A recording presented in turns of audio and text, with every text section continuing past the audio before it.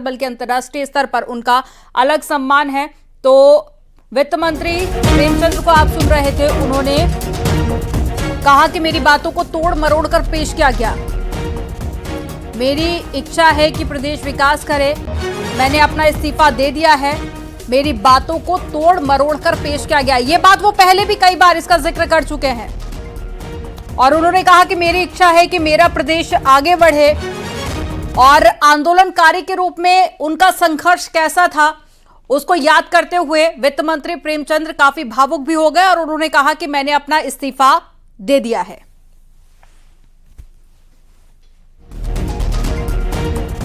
तो प्रेमचंद्र अग्रवाल को आप सुन रहे थे, जिन्होंने कहा कि मैंने इस्तीफा दे दिया है, मेरी बातों को तोड़ मरोड़ कर पेश किया गया, मेरे कहने के इंटेंशन वो नहीं थे जो लोगों ने समझे। तो मंत्री पद से प्रेमचंद्र अग्रवाल ने अपना इस्तीफा दे दिया है। उन्होंने प्रेस कॉन्फ्रेंस में इस बात को भी स्वीकारा, इसके अलावा उनका क्या संघर्ष रहा उसको भी उन्होंने याद किया और भावुक भी हो गए। तो जैसे कयास लगाए जा रहे थे, न्यूज 18 ने खबर आपको पहले ही बता दी थी कि मंत्री प्रेमचंद्र अग्रवाल अपना इस्तीफा दे सकते हैं।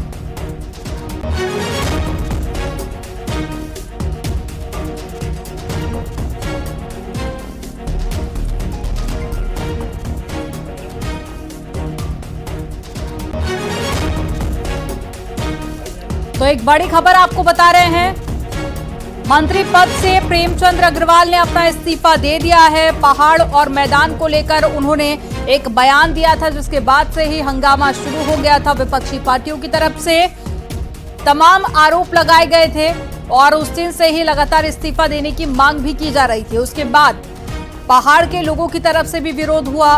इस बयान को सोशल मीडिया पर भी काफी ज्यादा ट्रोल किया गया और अब मंत्री पद से प्रेमचंद्र अग्रवाल ने इस्तीफा दे दिया है। भावुक भी वो इस दौरान नजर आए और अपने किए संघर्षों को भी उन्होंने याद किया और संघर्ष के दौरान कुछ किस्से भी उन्होंने प्रेस कॉन्फ्रेंस में साझा किए और कहा कि मैंने पद छोड़ दिया है, मैंने मंत्री पद से इस्तीफा दे दिया है।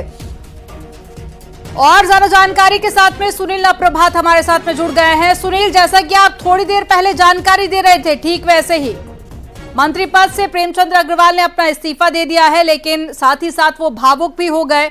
उन्होंने अपने संघर्ष के दौर को भी याद किया और कहा कि मेरे शब्दों को तोड़ मरोड़ कर पेश किया गया।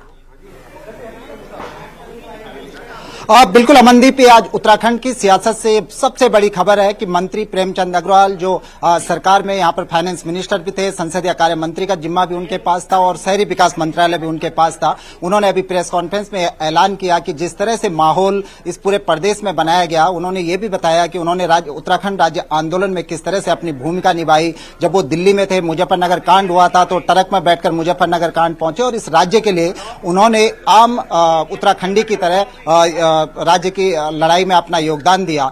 कहते कहते वो रो भी पड़े, भावुक भी हो गए। उन्होंने कहा कि यहाँ पर जिस तरह से उनकी बात को ट्रोल किया गया, जिस तरह से उनकी बात के गलत मायने निकाले गए, इससे वो बेहद आहत है और वो इसके साथ ही वो अपने मंत्री पद से रिजाइन देते हैं।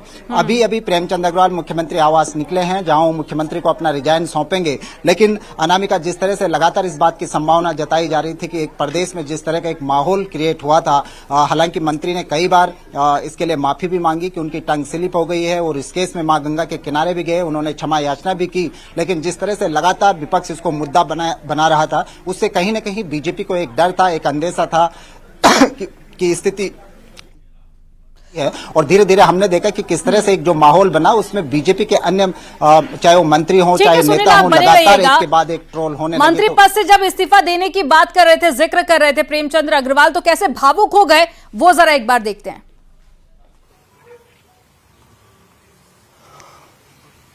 मैं इस प्रदेश को आगे बढ़ाने में मेरे से जो योगदान, जो मेरा हो सकता है, मैं देने को तैयार हूं और इसलिए आज मैंने निर्णय लिया है, मैं अपने पद से त्याग पत्र देने माननीय मुख्यमंत्री जी के पास पड़े।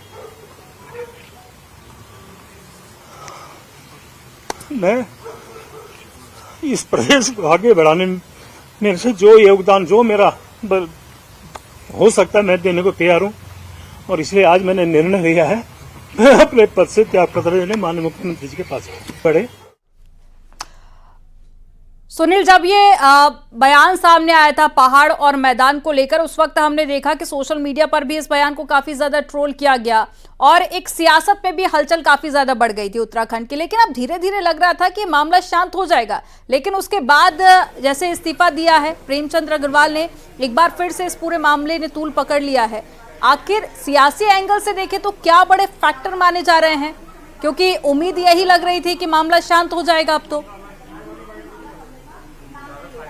देखिए, विपक्ष लगातार इस बात को मुद्दा बना रहा था। आपने देखा होगा कि हर एक प्लेटफॉर्म पे, चाहे हम सोशल मीडिया की बात करें या नॉर्मल मीडिया की बात करें या फिर आम जो आंदोलन हो रहे थे, वो गैरसैंण में आंदोलन हुए, ऋषिकेश में लोगों ने पुतले जलाए, पूरे प्रदेश भर में एक तरह से लगातार ये मुद्दा बनता जा रहा था कि जो पहाड़ वर्सेस जो मैदान का ये मुद्दा उठा। हालांकि मंत्री ने जब इसमें माफी मांगी, पार्टी ने इसमें स्पष्टीकरण भी दिया, लेकिन उसके बावजूद भी ये बवाल थमता कहीं नजर नहीं आया। विपक्ष लगातार इसको मुद्दा बना रहा था, तो कहीं ना कहीं पॉलिटिकल पार्टीज को लगता है कि वो बैकफुट पर जा रही है, उसका मैसेज एक गलत जा रहा है। तो एक मैसेज भी ये देने की कोशिश की गई, जिस तरह से लगातार आरोप लग रहे थे। और बड़ी बात बीजेपी के लिए चिंता की बात ये थी कि धीरे धीरे उसके अन्य नेता भी इसकी जद में आ रहे थे, टारगेट किए जा रहे थे। आपने देखा कि मंत्री प्रेमचंद अग्रवाल के बाद सुबोध उनियाल कुछ दिन लगातार ट्रोल हुए, जो उन्होंने ऋषिकेश में नगर निगम चुनाव के दौरान अपना भाषण दिया था, वो भाषण की क्लिपिंग लगातार ट्रोल होने लगी थी। उसके बाद महेंद्र भट्ट भी ट्रोल हुए, उनको भी लगातार फोन आने लगे। इसके तो बीजेपी के एक एक नेता इससे टारगेट होने लगे थे। तो माहौल इससे पहले कि हाथ से निकल जाए, माहौल खराब हो, सियासी माहौल, तो बीजेपी ने एक बीच का रास्ता निकाला कि मंत्री प्रेमचंद अग्रवाल का इस्तीफा ले लिया गया। आज जिस तरह से उन्होंने यहाँ पर पूरा घटनाक्रम को बयान किया, उन्होंने कहा कि वो बहुत आहत है इस उत्तराखंड के लिए, उत्तराखंड आंदोलन के लिए। उन्होंने एक आम नागरिक की तरह यहाँ पर संघर्ष किया, जुझारू संघर्ष किया। वो दिल्ली से किस तरह से वो मुजफ्फरनगर पहुंचे, मुजफ्फरनगर से किस तरह से ऋषिकेश पहुंचे और ऋषिकेश से मोटरसाइकिल से किस तरह से मसूरी पहुंचे। बिल्कुल सुनील, इस वक्त बातचीत करने के लिए उत्तराखंड के हमारे एडिटर अनुपम त्रिवेदी भी हमारे साथ जुड़ रहे हैं। अनुपम जी, किस तरीके से देखा जाए इस पूरे घटनाक्रम को? कई दिनों से ये उठापटक चल रही थी और अब यहां पर प्रेमचंद के इस्तीफे के साथ यहां पर ये पूरा घटनाक्रम समाप्त होता दिख रहा है। देखिए अनुपम, दो बातें हैं। एक, आप पहले अगर बीजेपी के नजरिए से देखें तो प्रेमचंद अग्रवाल अपने आरएसएस से आते हैं, बीजेपी में वो बहुत पहले से हैं, मतलब संघ से उनकी पृष्ठभूमि है, तो उनका एक लंबा करियर है, उनकी जड़ें बहुत गहरी हैं। तो उन पे एक्शन लेना है या नहीं, क्या उनसे रिजाइन मांगा जाए या नहीं, इसका लेकर पार्टी में बड़ा उहापोह की स्थिति रही। कई दिनों तक चर्चा हुई और इसका देखा गया कि उनसे रेजिग्नेशन ले लेते हैं तो क्या फर्क पड़ेगा, नहीं लेते हैं तो क्या फर्क पड़ेगा। पहले इस बात का इंतजार किया गया कि मामला क्या पता कुछ दिनों में शांत हो जाए, ठंडा हो जाए, लेकिन जब ऐसा होते हुए नहीं लगा तब ये कहीं ना कहीं शायद संभवतः इनसे मांगा गया है रेजिग्नेशन, और जिसके बाद आज इन्होंने अनाउंस किया है।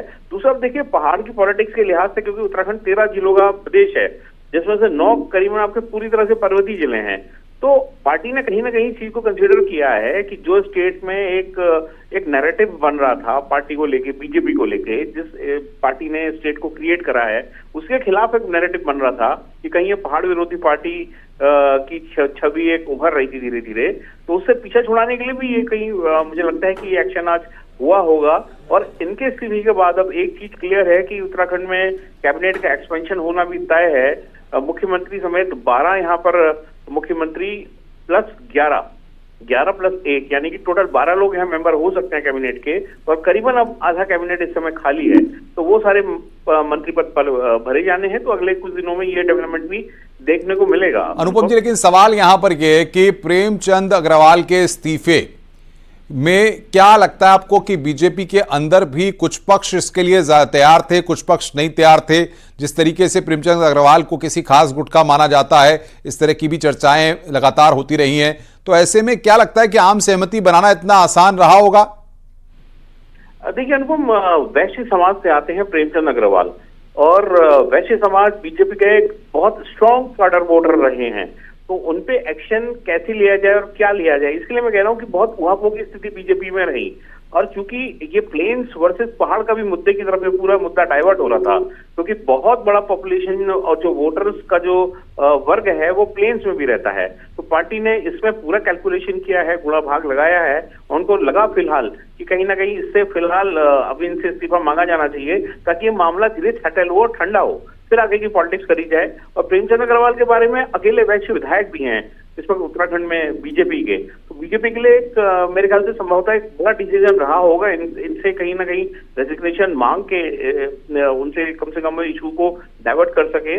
तो इसी में काफी समय लगा और आपने पिछवा देखा जो बीजेपी के राष्ट्रीय मीडिया प्रभारी अनिल बलूनी, उन्होंने खुल के मुखालफत की थी, उन्होंने स्टेटमेंट भी दिया था कि इस तरीके से नहीं बोला जाना चाहिए। और उससे पहले जो पूर्व मुख्यमंत्री हैं त्रिवेंद्र सिंह रावत, उन्होंने भी अपना रिजर्वेशन इसमें उनके बयान पे जताया था प्रेमचंद अग्रवाल के। तो पार्टी में एक दबाव की स्थिति तो थी कहीं ना कहीं बड़े नेताओं के बीच में। आज जिस तरीके से प्रेमचंद अग्रवाल सामने आए, इस बॉडी लैंग्वेज को आप कैसे देख रहे हैं? बिल्कुल, क्योंकि अभी तक इससे पहले वो कॉन्फिडेंट थे, आज जिस तरीके से सामने आए, जिस तरीके की बातें उन्होंने रखी, वो कॉन्फिडेंस भी नजर नहीं आया और ऐसा लगा कि शायद उन्हें ये कदम उठाने पर मजबूर होना पड़ रहा है। देखिए, एक तो उनकी पूरी आज जो आपने देखा होगा उनका पूरा स्टेटमेंट इस चीज पे फोकस करके था कि मैं खुद कितना पहाड़ी हूँ, मैं खुद उत्तराखंड का हूँ, मैंने कितना संघर्ष किया है, मैं सेपरेट स्टेट के लिए जो मूवमेंट चला था उसमें भी मैं सक्रिय रूप से जुड़ा रहा हूँ, बावजूद इसके मुझे टारगेट किया गया। इस तरीके का एक वहां पे उन्होंने अपनी बात रखने की कोशिश की है और जाहिर तौर पे कॉन्फिडेंस हिलेगा, क्योंकि जब आपका रेजिग्नेशन, देखिए एक मंत्री के लिए इससे बड़ी क्या चीज हो सकती है कि आपके मंत्रिमंडल से छुट्टी हो जाए। तो आज वो हुआ है जिसको लेके काफी कयासबाजी थी और इसमें एक बात ये भी थी कि पार्टी किसी ऐसी डिमांड जो उठ रही थी उनके रेजिग्नेशन की, उसके प्रेशर में आएगी या नहीं आएगी, इसको लेके बहुत ऐलान किया गया, इसमें बहुत कुछ चीजें चर्चा में भी थी, लेकिन ये नैरेटिव एक धीरे धीरे बनते जा रहा था। तो कहीं ना कहीं मुझे लगता है बीजेपी के केंद्रीय संगठन को भी लगा होगा कि इनसे पीछा छुड़ाना ही फिलहाल बेहतर है। जी अनुभव। पुष्कर सिंह धामी की अब भूमिका क्या होगी? क्योंकि जिस तरीके